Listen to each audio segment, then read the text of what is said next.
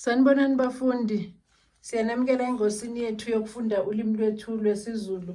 Siyaqhubeka nokufunda incwadi yethu Ithemba lami elibhalwe uLangalibalele Felix Mathenjwa. Isahluko esisifundayo ke namhlanje isahluko sesikhombisa. Siyacela ke bafundi ukuthi ni subscribe kule channel, ni like, ni share ama videos ethu ukuze kusizakale abafundi abaningi. Ngalezo zinsuku isifo sengculazi sase sibikiwe cishe kulo lonke elasemzansi neAfrika, kwazise phela iningi belisibukela kude okofasimba. Inkinga eyayikhungethe wonke umuntu ukuthi kuthiwe lesi sifo aselapheki, sesehlule ngisho nongoti bamakhambi esilungu.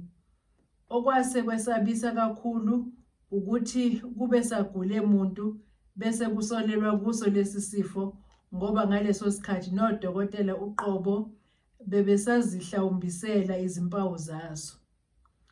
Umfokambeje ubhukulile ngapha ulwa nokuthola ikhambi lokwelapha usandanezwe angaze naye abalwe nalomshungu okuthiwa unesifo esingelapheki njengoba abanye odokotela bebesikaza.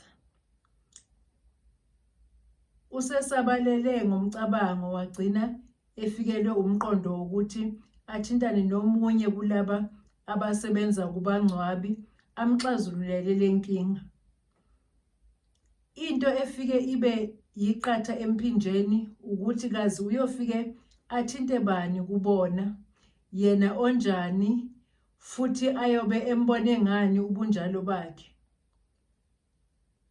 Wayesamiwe na ukuthi kazi kwandaba leyo uyoyingenisa kanjani kubantu angabejwayele.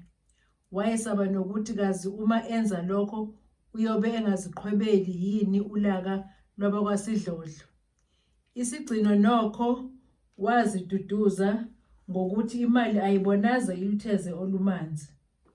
Nebala wazidlisa satshanyana umfokambeje efuna ukuthi kazi iyiphi insizwa angahle axhumane naye kulezi zinsizwa ezisebenza laphaya kubangcwabi edolobheni. Ngenhlanhla washeshe watholana nensizwa yakwaNtshingila eyayihlala eMatshana khona belu Empangeni. Waxoxa nayo ezidlisa satshanyana efuna nokwazi ukuthi ihlala kuphi. Isigcino yamtshela ingasole lutho. Langalimbe kulisonto wanikela khona kwaNtshingila. Sikhulekile baba Ntshingila. Isisu somhambi asingakanani baba, singangenso yenyoni. Hawu, yebo baba Mbeje, savakashelwa abakhulu singabafokanzana nje, kwenze njani? Ayisakhali indaba yabukhulu lapha, sishiswa yilanga, kanti amakhosi akunina eningaphansi kwemithunzi nizicimela ukoma. Thula sizwe, ake ungiphuthume ngesinye isihlalo lapho, naku sekufike amakhosi ami. Sibonene baba, ingabe sibonana nani sibhadliswa yilanga njena. Ningcono nina mhlawumbe umoya uyaphephetha kulezi zilwane enihamba ngazo.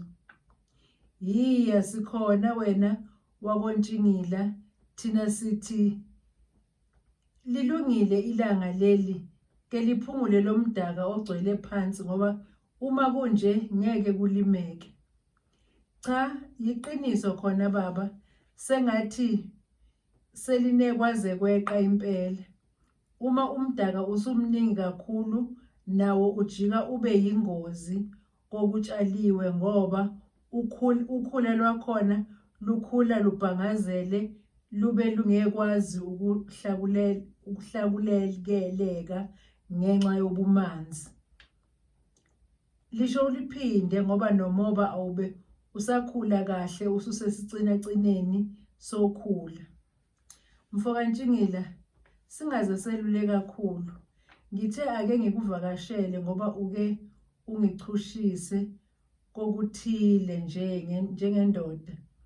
Ngithe uma ngicabanga ngabona ukuthi umuntu ongaba usizo kule nkinga enginayo nguwena Ntshingile.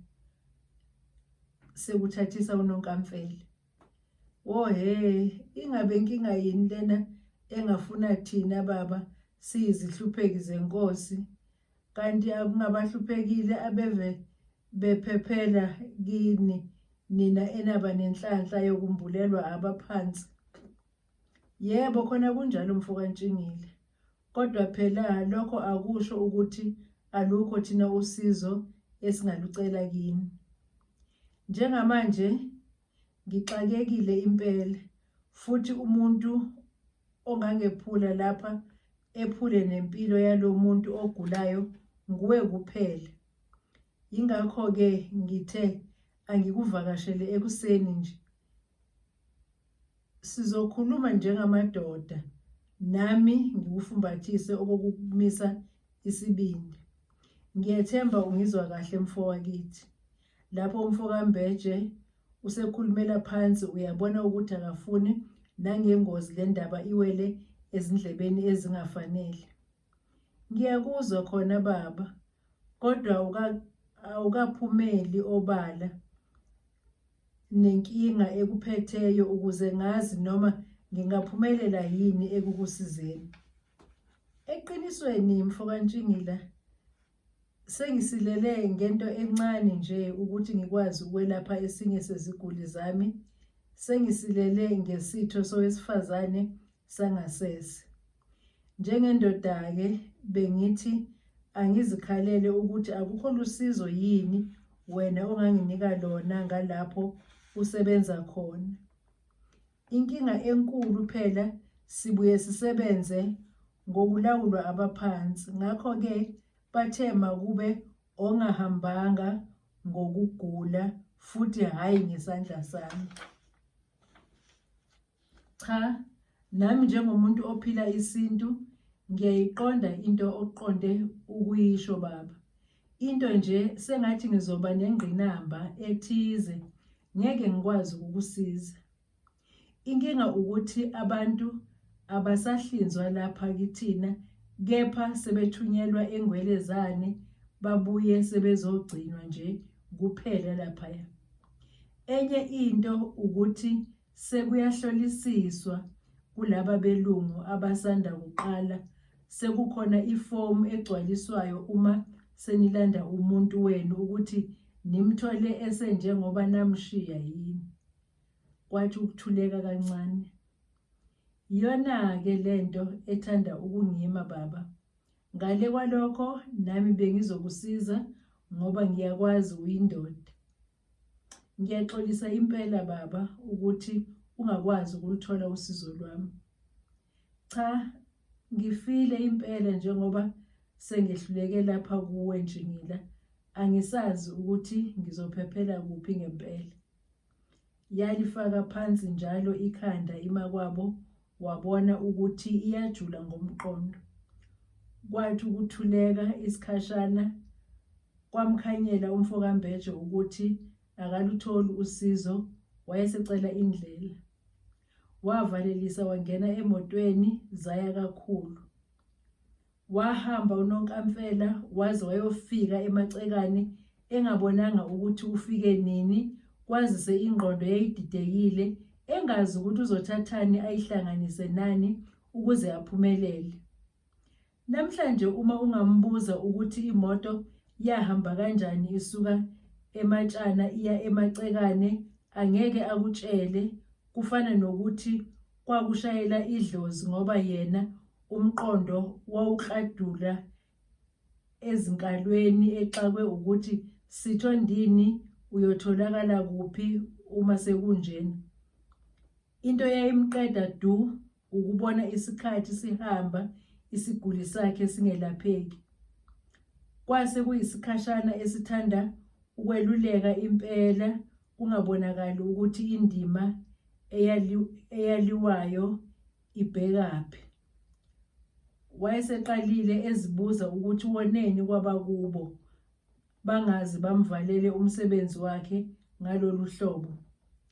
Ngelinye ilanga wazikhuza esehlomile ethi uyolala esimobeni abone ukuthi akukho yini angakuthola kuthwabaza kodwa akususuluze.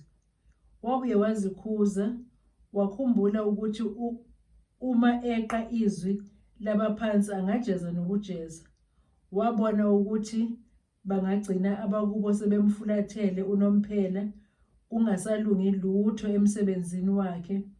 Wagcina esecabangela izinkumbi zabantu ezisinda kuyena nalezo ezingahlupheka uma kuthiwa uphelelwa amandla okwelapha. Siphela lapho-ke isahluko sesikhombisa abafundi. Sizohlangana futhi esahlukweni esilandelayo esiyisahluko sesishiyagalombili.